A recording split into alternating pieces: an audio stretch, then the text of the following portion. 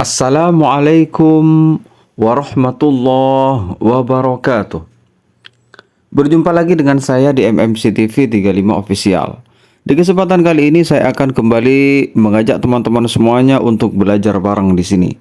Kali ini yang akan kita bahas adalah Al-Hayyu. Apabila dikatakan untuk Allah. Bismillahirrahmanirrahim. Alhamdulillah. Wassalatu wassalamu ala rasulillah. Amma ba'du. Makna al-hayyu atau hidup apabila disifatkan untuk Allah, maka dalam hal ini dikatakan oleh ulama, wa amma makna al-hayyu, dan sedangkan makna atau arti dari al-hayyu hidup, idza usifa, apabila disifatkan, idza usifallahu bihi, apabila disifatkan al-hayyu itu untuk Allah, annahu, bahwa sesungguhnya Allah mausufun bihayatin, Allah disifati dengan sifat hidup atau sifat hayat, azaliyatun, zat yang azali, ada tanpa permulaan, abadi, artinya ada selama-lamanya, ada tanpa permulaan dan ada tanpa batas akhir.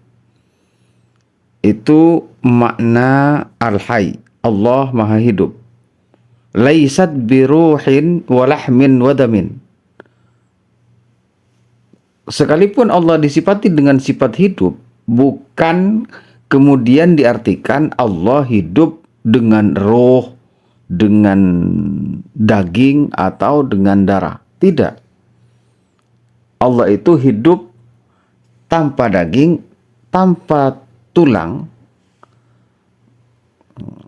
Allah itu hidup tanpa roh, laisat biruhin. Allah itu maha hidup tanpa roh, walahmin, dan tanpa daging, wadamin, dan tanpa darah, tanpa tulang dan lain sebagainya.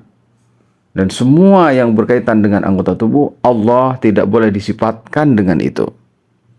Jadikan makanya al-hayyu ini bukan berarti Allah memiliki bentuk fisik, misalnya, tidak boleh dikatakan begitu. Dan tidak boleh dibayangkan seperti itu.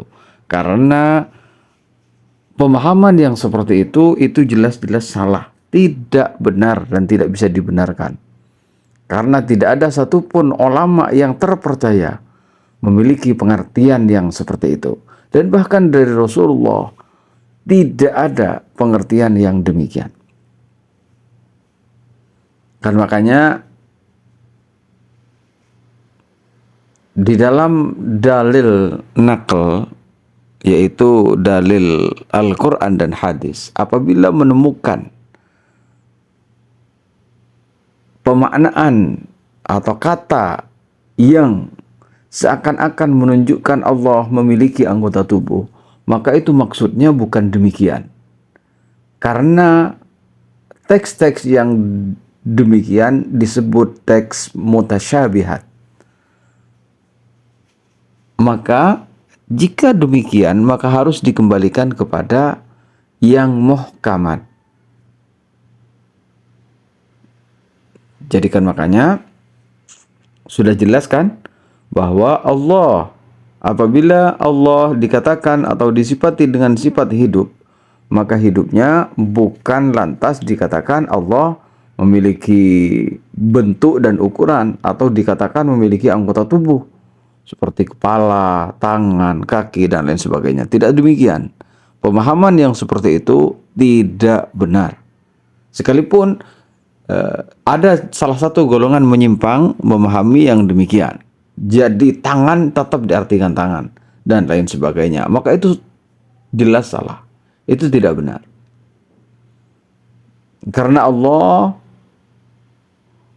bukan sesuatu yang tergambar dalam pikiran, dalam benak, atau bukan hal-hal yang memang digambarkan oleh pikiran kita, bukan. Allah itu laisa kamitslihi syai'. Allah itu tidak serupa dengan makhluknya sedikit pun. Sedikit pun saja Allah tidak serupa dengan makhluknya. Kan makanya hal-hal yang merupakan sifat makhluk, jangan disifatkan untuk Allah. Tidak diperkenankan untuk disifatkan untuk Allah Subhanahu wa ta'ala. Kalau manusia, kalau ciptaan, ya pasti memiliki kehidupan yang memiliki bentuk dan ukuran.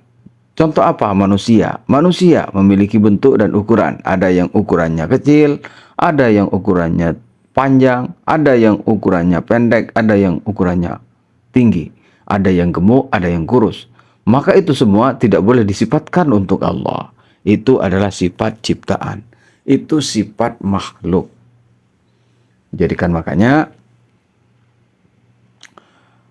jangan diikuti apabila ada orang yang mengatakan atau memiliki pemahaman-pemahaman seperti itu. Jika mampu, kita perbaiki orang yang memiliki keyakinan-keyakinan yang menyimpang seperti itu. Kalau tidak, paling tidak di dalam hati kita harus menolak bahwa itu tidak benar. Seperti itu.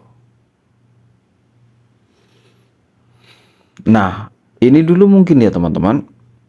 Nanti di episode berikutnya akan kita lanjutkan untuk menjelaskan makna bahwa Allah itu Al-Qayyum dan Ad-Daim. Artinya Al-Qayyum, Ad-Zat yang tidak butuh kepada yang lain. Ad-Daim artinya ada selama-lamanya, tanpa batas akhir. Dan ini akan dijelaskan di episode berikutnya untuk rinciannya. Apa maksudnya? Seperti itu. Maka dari itu, bagi teman-teman yang belum subscribe channel ini, silahkan di-subscribe terlebih dahulu. Ingat ketika menulis, tulislah MMCTV, sambung semuanya. Kemudian spasi, tulis 35, lalu spasi lagi, tulis official, lalu cari di channel YouTube. Oke teman-teman, sampai di sini dulu, sampai jumpa di episode berikutnya. Kurang dan lebihnya saya mohon maaf. Jangan lupa juga bagikan kepada yang lain. Seperti yang saya katakan, yang sering saya katakan kepada teman-teman itu, bahwa orang yang menunjukkan kepada kebaikan, maka dia akan mendapatkan kebaikan yang sama seperti orang yang melakukannya. Maka dari itu, jangan sungkan-sungkan untuk berbagi kebaikan. Karena kita untuk berbagi kebaikan, tinggal ngeklik saja, sudah akan termasuk bagian dari orang yang menunjukkan kepada kebaikan.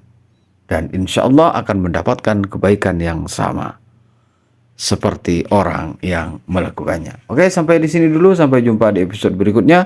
Kurang lebihnya saya mohon maaf. Wassalamualaikum warahmatullahi wabarakatuh.